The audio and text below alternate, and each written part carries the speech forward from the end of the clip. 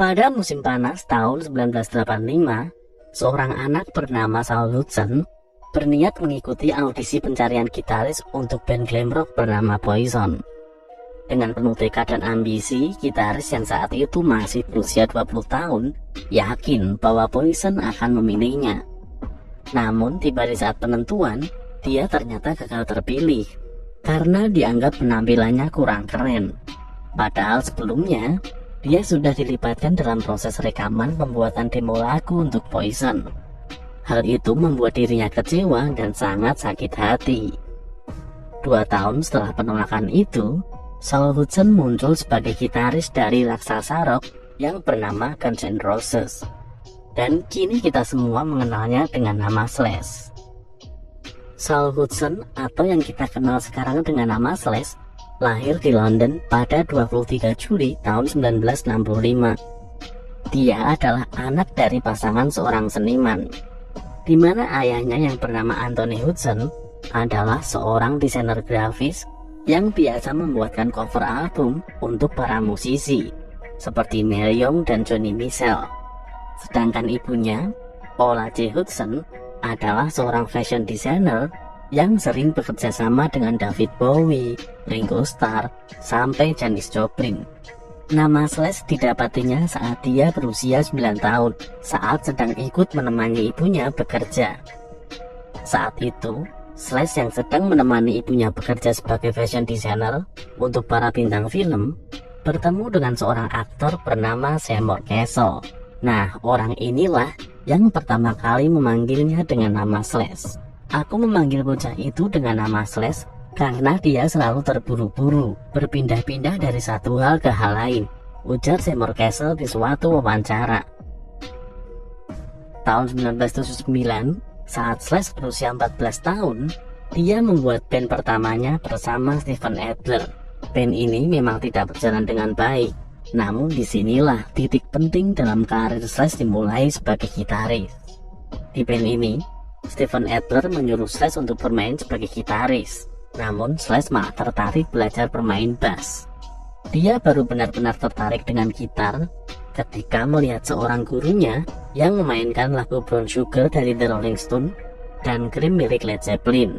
Di titik inilah Slash baru benar-benar menyukai gitar. Dalam sehari, dia bisa menghabiskan waktu 12 jam untuk memainkan gitarnya. Di tahun 1983, Slash kembali membentuk sebuah band bernama Road Crew bersama teman masa kecilnya Steven Adler. Nama Road Crew dipilih dari salah satu lagu milik Motorhead yang berjudul We Are The Road Crew. Setelah menetapkan Road Crew sebagai nama band, kemudian mereka berdua mengajak Dave McKagan untuk menjadi basis di band ini. Untuk mencari vokalis di band ini, mereka melakukan audisi. Dikarenakan tidak menemukan vokalis yang tepat, akhirnya mereka sepakat untuk membubarkan Road Crew. Slash kemudian mengikuti Steven Adler bergabung dengan Hollywood Trust bersama Izzy dan Axl. Kurang lebih 1 tahun setelah berada di dalam Hollywood Trust, terdengar kabar bahwa Poison, buah band glam rock yang saat itu sedang populer di kawasan Los Angeles, mengadakan audisi pencarian gitaris untuk menggantikan Matt Smith, gitaris Poison yang keluar karena harus menikah setelah pacarnya hamil.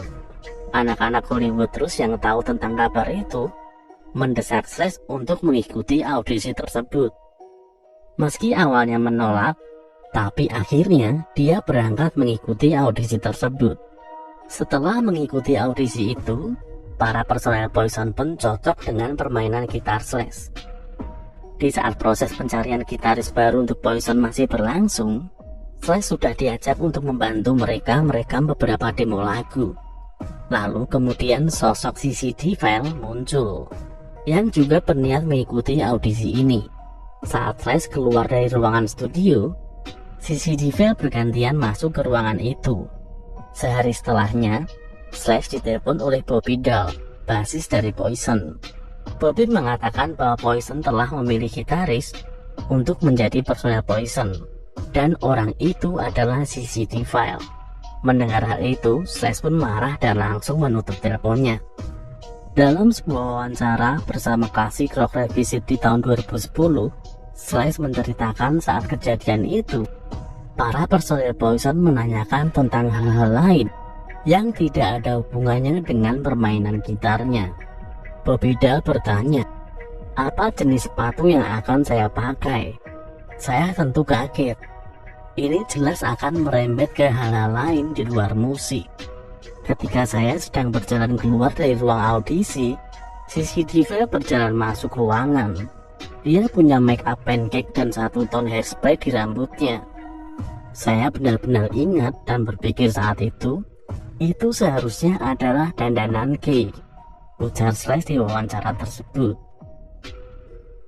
Setelah kegagalan audisi itu, pada Juni 1985, Axl dan Izzy mengajaknya kembali untuk bergabung bersama band baru bentukan mereka yang diberi nama Guns N' Roses. Selain Slash, Izzy dan Axl juga mengajak Steven Adler dan Duff McKagan untuk bergabung di band ini. Dengan nama Guns N' Roses, sepanjang tahun 1985 sampai 1986, mereka berlima tampil di berbagai tempat klub malam di kawasan Los Angeles sambil menyelesaikan rekaman demo untuk ditawarkan ke label. Demo yang berisi lagu-lagu seperti Welcome to the Jungle, Sweet Shallow Man, dan Paradise City ini akhirnya diterima oleh salah satu label besar yang bernama Given Records. Mereka akhirnya merilis album pertama yang berjudul Appetite for Destruction pada Juli 1987. Tak disangka-sangka, album perdana mereka meledak di pasaran, terjual sampai 30 juta kopi di seluruh dunia. Slash pun berubah menjadi sosok gitaris yang diidolakan banyak orang di seluruh dunia. Dia menjadi sosok fenomenal, ikonik sekaligus sangat berpengaruh dalam periode rock era akhir 80-an sampai 90-an. Pencapaian itu juga secara tidak langsung adalah cara Slash untuk balas dendam terhadap Poison. Dengan cara yang lebih elegan, dia telah membuktikan bahwa dirinya lebih besar daripada Poison.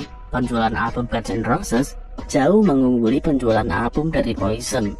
Sebagai gitaris pun, sosok Slash yang menjadi ikon gitaris rock dunia jauh di atas Sissy Deville, gitaris yang dipilih oleh Poison. Semua perlakuan Poison terhadapnya dibayar tuntas oleh pencapaian yang diraih oleh Slash bersama Guns N' Roses.